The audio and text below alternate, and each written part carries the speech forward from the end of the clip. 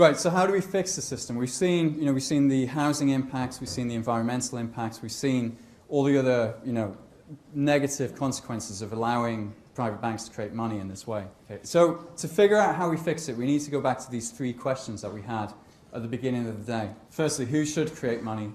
How much money should they create?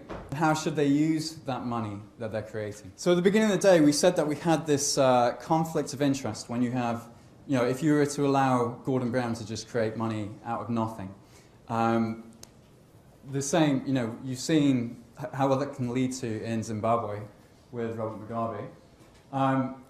But we also have this conflict of interest in the current system where we allow the private banks to create money because the incentives that we have at the bottom are driving people always to lend over, and lending is creating money. So systemically they're biased towards always inflating the money supply and creating far too much money, more money than the economy actually ever needs. And this is the track record of the banks. Since they really got control over the money supply in 1970, and this has just come completely out of control, and it's ended in the crisis that we've seen over the last few years, and which is still ongoing. Okay, so we know from history, from track record, the system's tried and tested, and every time it's been tried, it's failed. So we know that we can't allow the banks to control the money supply. But what about if we were to allow these guys to control it? We can't allow these guys to create money. They just have too much of a conflict of interest. So that doesn't leave us with much options. We can't trust profit-seeking bankers, and we can't trust vote-seeking politicians. What we need to do, and this is critically important, is that we separate the decision over how much money needs to be put in the economy and what that money will be used for. So when you go to a mechanic to have him look at your car, he'll tell you how much oil you need to put into the car, but he's not going to tell you where you can drive. Deciding how much money the economy needs is generally, it's quite a mechanical, technical, statistical process. You figure out where we are at the moment, look at a lot of statistics. If it needs more money pumping in, then you can put some more in. But as soon as you combine these two decisions, you have a massive conflict of interest. So you've got to have a complete separation. You've got to make sure that the people who are deciding how much money to create don't actually benefit directly from creating that money. Okay, so the best option that we have found after weighing up all the different pros and cons of all these different options is that you allow an independent body, separate from political influence, separate from the influence of lobbyists. And what we believe is that the Monetary Policy Committee is probably not perfect, but one of the best options that there are within the current framework. So these guys would stop manipulating interest rates in the way that they do at the moment, and instead there will be no political influence from government. That means that George Osborne can't ring up and say, look, guys, we've got an election in a year and I could really do with some help. We don't want any of that sort of political manipulation of the economy. They need to be accountable to Parliament, so accountable to the broad body of MPs, but not the ones that are actually trying to win the next election. And you need complete transparency over these decisions, just as you have transparency over how interest rate decisions are made, and they have to announce their reasons for voting the way they did. You would have that with regards to the money supply as well. Okay. And for the first time in history, you'd have control over money out in the open. It wouldn't belong to the king, it wouldn't belong to vote-seeking politicians, and it wouldn't belong to profit-seeking bankers. How much money should they create? Well, this is the situation where we are at the moment. There is more debt than there is money. So if we actually took all the money that we have and use it to pay off all the debt that we have, then this is what we'd be left with. A lot of debt to the banks, about 300 billion, and we'd have absolutely no money to keep the economy running. So there is a need for the government to put new money into the economy so that we can pay down these debts. Okay, there's another fundamental point as well, which is that creating money doesn't create any new resources. It doesn't bring any more oil out of the ground than is already there. It's not going to give us any more coal than already exists. So all it can do is divert resources from where they're currently being used to where this new money is coming into the system. If anything, it usually distorts the economy. The only real exception to this is that if you have a situation where you have a lot of unused resources and there's just not enough money flowing in the economy, then if you put in some new money into the economy, then that can stimulate well, economic activity, basically. And that's the situation we're in now. We have, we have 2.5 million people sat at home doing absolutely nothing because the economy has ground to a halt. And that's because there isn't enough money circulating. So we do need to put some money in to get this system going again. And that money needs to come in and be spent by real people. We'll talk more about that in a minute. So if we can put that money into the economy in such a way that it gets down to the high street rather than the financial sector, then it might actually start to stimulate it. We might get jobs, we'll lower unemployment, and we'll actually, the economy will improve. So basically, the principles are, you create money when inflation is low and steady. Low and steady, generally in economist terms, they usually mean 2%. There's an argument maybe it should be 0%, but the consensus at the moment is inflation should be about 2%. So if inflation is ticking over at 2%, then you can keep putting money into the system. If it starts rising above that, and it's not purely for foreign reasons like oil is getting more expensive and that, it's actually due to monetary reasons, then you want to hold off putting money into the system. And the easiest way to think about this is, if you're driving a car on the motorway, when you need to speed up a little bit, you put more petrol, you put your foot on the accelerator. But you don't keep it flat at a constant speed. You ease off when you're approaching the car in front. Or at least I hope you do. So this is kind of, it's a very sort of gentle process. Put in a little bit, put in a little bit more, put in a little bit more. Okay, the economy's doing nicely now. We'll ease off. We'll just wait, see what happens. A little bit more. And we shouldn't have this like you have with interest rates where it goes up to 5% and then it drops to 0% and then it's back up at 5 again. It should be a much smoother ride for everybody in the economy. And if you do this, then you prevent this Zimbabwe or Weimar Republic style inflation because you have a natural lock-in. If inflation's rising above 4%, then the Bank of England wouldn't be allowed to put new money into the system to stop this getting out of hand. Okay. So how should they use the money that they create? Well, what would you do with the money? You spend more into public services, cut taxes, pay down the national debt, or just give it directly to people. You'd probably do a combination of all of them, because there's certain things are appropriate in different scenarios. But one proposal that we would potentially put forward is that you do the following. You use this money to... so there's a big question at the moment over whether the government could adequately handle a load more new money without potentially wasting it. You see a lot of big projects where a lot of money has been wasted. And simply pumping more money in through there will, you'll have high-speed rail, which is a very controversial proposal in itself. But all these things will be paid for with created money, which is not necessarily what we want. What we would suggest, potentially, is that if you really want to stimulate the economy, there's two things that I think you can do, and we're still working on this proposal. But firstly, you can cancel VAT, because VAT is a tax of 20% on everything that people spend, almost everything. And that tax applies to people who are actually earning too little to hit the income threshold. So even people who are living on £5,000 a year are still paying tax at 20% on that spending. So you cancel VAT, you've got basically prices will...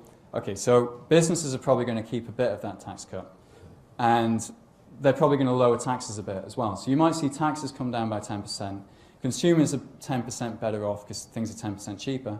And the business gets maybe the other 10% for themselves. So businesses are getting more money through the front door that's not going straight into the treasury, which is going to allow them to employ more people, to expand and to become less dependent on bank lending.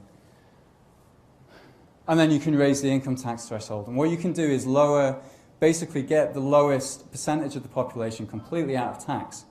And what that will do is stimulate the economy right at the bottom. Because people who are earning less than 12 or 14k a year generally don't use their money to go and buy bonds and stocks and financial assets. They spend it on the high street. So if you can get money down here instead of straight into the financial sector, then you might see a recovery within 12 months. So how does this new money get into the economy? Well, if we're suggesting that we put it through the government, even if you cut taxes, then this newly created money covers the lost tax revenue. So it just compensates it. So then, the government will pay local government employees, government departments, any contractors for these departments, and gradually that money is basically being spread across 10 or 15 million public sector employees who are then going to go and spend it in the shops and in other businesses and on things we actually create. So as the government starts creating money and putting it into circulation, obviously restricted by the Independent Monetary Policy Committee, this money is going to go, it's going to spread through the country, it's going to get down to the bottom, it's going to be on the high street, it's going to allow people to actually pay down their debts. And when you do that, you'll suddenly find that you have an economic recovery. We don't need more lending because we don't need more debt. The crisis was caused by too much debt. What we need is more money to pay off the debts. Right, so this is what would happen to the money supply. This is another version of the chart that I showed you earlier. The red line at the top is the total amount of debt that we have to the banks. The green line is the total amount of money that we have in the banks. And from 1991 there, you can see this is sort of getting out of control. What would happen if we keep the current system is that these two lines are going to keep going up. Probably more slowly than they have been to now, but the debt's going to keep rising and the money supply is going to keep rising. If you allow the state to create money in the way that we're suggesting, then this new money comes into the system. So the level of money keeps rising, but it can be used to pay down the existing debts, this sort of debt overhang, or this debt hangover. And it's the only way, pretty much, that you're going to be able to reduce the total burden of debt. So maybe by doing that, by getting money down to the high street, because when it comes to lending to businesses, don't forget that not all business investment has to come from the banks. If a business is doing well, then every year it should be saving a bit of what it's receiving, investing that to grow. So the reason that that businesses are completely dependent on bank lending doesn't mean that we need to get the banks to lend more. It means that there needs to be more money in the economy so that businesses are less dependent on bank lending. So maybe if we're getting money into the bottom of the economy in the way that we're suggesting, then you can do this and get rid of a load of this unproductive, socially harmful speculation which is going on at the moment. So the ideas that we're talking about, fixing this system, is it radical?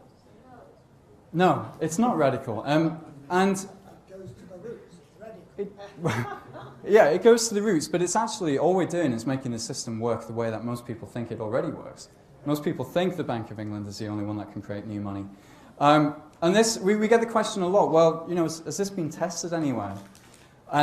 Or is the current system that you're proposing in use anywhere? And I have to say, no, it's not in use anywhere at the moment. Most countries are using the same system that we're using right now. And most countries are also basically collapsing under the weight of the debt that they have right now. I'll come back to questions at the end. But it was actually tried. This was tried 160 years ago in a small island nation. And basically what happened at the time was banks had, at that point, they were able to create paper money. And they created paper money because people believed it was a receipt for the cash that they had in the bank. Over time, people started to use the paper money instead of the metal coins that they had in the bank. And then they forgot that the paper money wasn't actually money in the first place. So once the banks realized that they could create money, they started printing more and more of it, making more and more loans. That pushed up the prices of property and other assets. And it basically caused a bubble that went, popped and ruined the economy. So this was back in the 1840s, and the country in question is called the UK, well, the island in question. And it was a Conservative Prime Minister who passed the legislation to stop this, to take the power to create money away from the banks. So this was in 1844, the Bank Charter Act. But there was a major loophole in this, which I think might be highlighted, which is, if you look closely, it says an act to regulate the issue of banknotes. Obviously, at that time, they didn't foresee that banknotes would be superseded by checkbooks, and then by Visa and MasterCard, and then by internet banking. So the law currently stops banks from creating their own paper money, but it doesn't stop them from creating electronic money. And in fact, we haven't updated this law for the last nearly 70 years. Now, ever since then, whenever the Bank of England creates paper money, they get the profit from doing it. So they print a £10 note, it costs them a few pence to print it, and then they sell it to the banks for £10 at the face value. And that difference between what it costs to print and what they can actually sell it for is something called seigniorage. Or slightly different if you are good at French accents. But it's been a significant profit in recent years. 2007, 1.65 billion. This is money going into the Treasury, and it's taxes that we don't need to pay because it's a different income source for the government. 2.33 billion, 2.19 billion, 491 million in 2010 for technical reasons, I think. But basically, this is substantial. I mean, this is 120,000 nurses in 2009. I'm not sure why, but everything is measured in nurses. But this is a hell of a lot of healthcare that's being paid for purely from the profit of creating money. And yet, because the government's given the power to create electronic money to the banks, and because we're now using electronic money for 97% of the entire money supply, we're losing, let me see, here we go. We've lost 2.1 trillion in government revenue to date. That's 2,100 billion pounds. It's basically enough for a 3-year tax holiday on all taxes whatsoever, and it's twice what the national debt is. So if you look at the financial situation of the government, of course they're struggling now because they've given away this huge source of revenue to the private banking sector. Okay, so one of our supporters who unfortunately couldn't be here today, he's written to Mervyn King and he said, do you not think maybe, given everything that's happened, it would be a good idea to update this law? And he wrote back and said, I don't know if you can read it that well, but he said, second, you suggest that banks should be forced to conform to the underlying purpose of the 1844 Bank Reform Act. You might be aware that I've said publicly that I think ideas in this spirit, such as those advocated by John Kay, seriously merit serious consideration in the debate as to how we reform our financial system, and I remain sympathetic to those views. Incidentally, he then says he doesn't want to prejudice the Independent Banking Commission's decisions, and I showed the Banking Commission this in a presentation that we did to them about why they should be looking at our particular reforms. I tried to get that red line to cover up the line of text, but they still read it. It's like, okay, so that's the idea. The state takes back control of creating money. It stops the banks from creating money. It puts money into the system in such a way that it will get to ordinary people rather than being pumped into the financial sector. Bypasses the banks. The banks will have to wait until we've used it and we want to lend it back to them to invest in other things. And it's inflation proof because we have this lock-in that stops the Monetary Policy Committee creating more and more money if there is inflation. And it's really important to have that. This isn't just a fluffy idea or something that we've been thinking about over the last couple of weeks. It's something that we've spent about 18 months working on, to the extent where we've been able to put it into draft legislation. I mean, one of the problems you have with government and civil servants is they never have any time. So to save them the time of figuring out how you fix this, we did it for them. We wrote this into law, into the format that could be passed in Parliament tomorrow if we had an emergency vote on the subject. And you can also get these outside, also available on the website. But this is very, very watertight and very substantial. And it's only actually about 40 pages to fix the entire banking system and end the crisis, which I think is quite an achievement.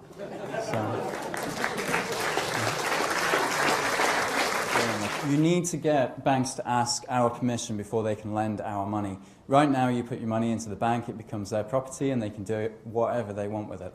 And we want to set it up so that you have 2 accounts, or 2 types of account. If you want the bank to keep your money safe, I mean, keep it safe, like not go and lend it to somebody in subprime America without a job, then you put it into your current account, and that money will just sit there until you instruct the bank to pay that to somebody else by using your debit card or your internet banking.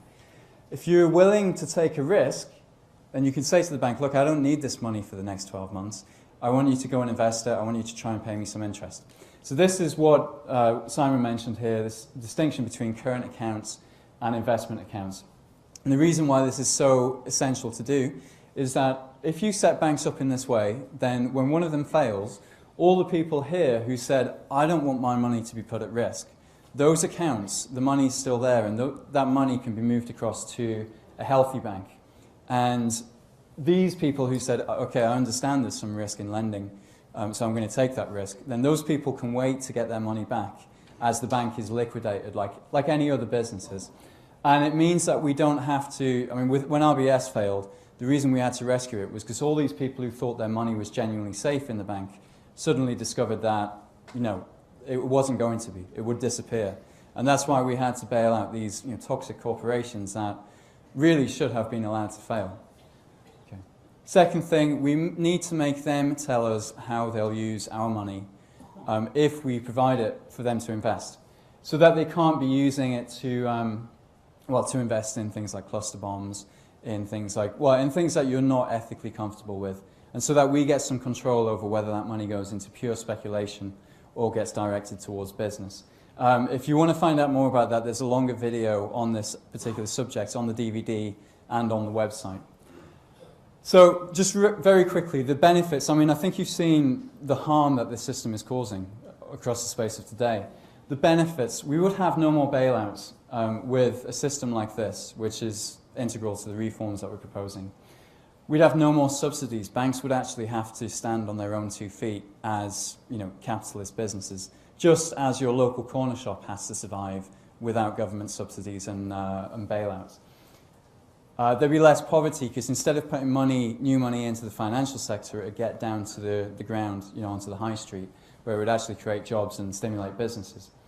Therefore, there'd be more jobs, less unemployment. The debt will be falling. This is the only reform that you can do that will make a significant impact on the current levels of debt.